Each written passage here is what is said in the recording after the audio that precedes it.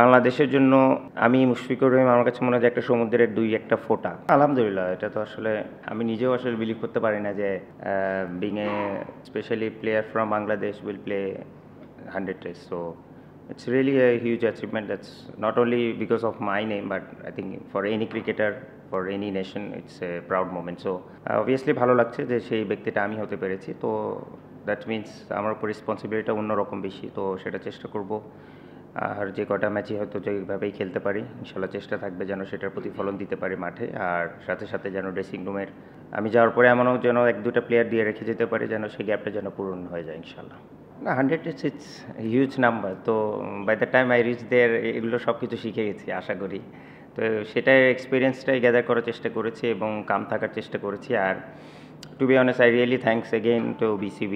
What they planned that morning, it really feels great, and I really feel honored on that yesterday especially. So আমি মনে করি যে at least যেটা আমি আবারও বলি যে শুধু আমি না, আমি মনে করি এই যে রিকগনিশনগুলো যদি থাকে আমার মনে হয় যে কোনো ক্রিকেটার বলেন বা যে কোনো ইন্ডিভিজুয়ালের জন্য বলে তার জন্য বড় একটা ইন্সপিরেশন থাকবে। অ্যাটলিস্ট এখন আমি মনে করি বাংলাদেশে অনেক প্লেয়ারও ভাবে যে হ্যাঁ তারাও 100 টেস্ট খেলতে পারে, বা এমন ভাবে যে এক টেস্ট টিমে যেন আমিও খেলতে পারি। তো এই স্বপ্নটা দেখা খুবই ইম্পর্টেন্ট, এবং আমার মনে হয় যে তারা যেটা করেছে, যে সম্মানটা আমাকে দিয়েছে, আই রিয়েলি এনজয়েড এবং I really honoured about that.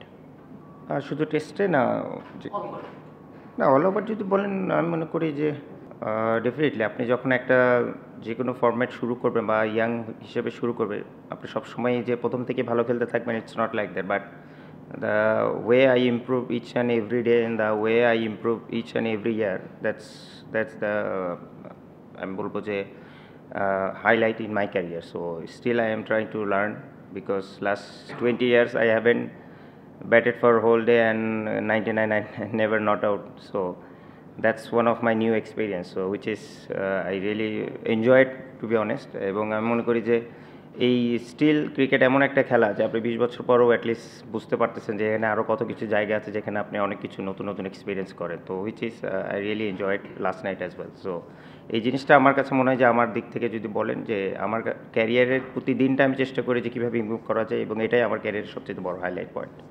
আমি এক্সপেকটেশন যদি বলেন, আসলে প্রত্যেকটা ম্যাচে আমার চেষ্টা থাকে যে আমি যেন আমার বেস্ট এফোর্টটা দিতে পারি এবং টিমের উইনিং কজের জন্য আমার কন্ট্রিবিউশনটা যেন যত বেশি করতে পারি।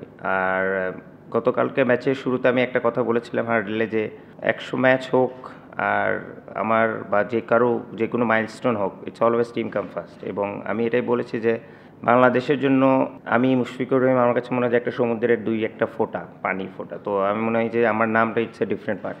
Bangladesh always come first, team come first. তো আমি এই ম্যাচেসটা দেওয়ার চেষ্টা করছি যে আমার জন্য না, দেশের জন্য যেন আমরা খেলি, এবং এই ম্যাচে জয়টাই সবচেয়ে আমার বড় গিফট হবে।